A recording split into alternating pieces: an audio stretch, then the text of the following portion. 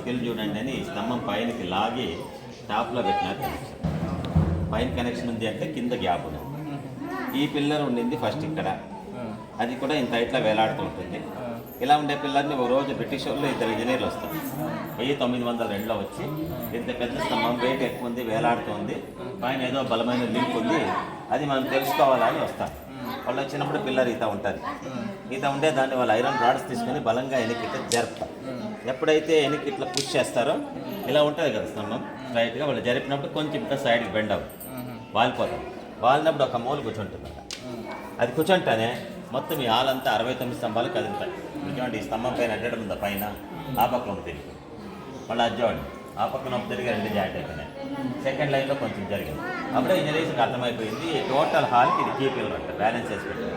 ఇది వేలాడుతూ ఉందనుకో ఇట్లా బిల్డింగ్ సేఫ్గా ఉంటుంది. ఫుల్ టచ్ అయింది అనుకోండి బిల్డింగ్ పడిపోతుంది. అట్లా పెట్టారు కనెక్షన్, సెంటర్ ఆఫ్ గ్రావిటీ.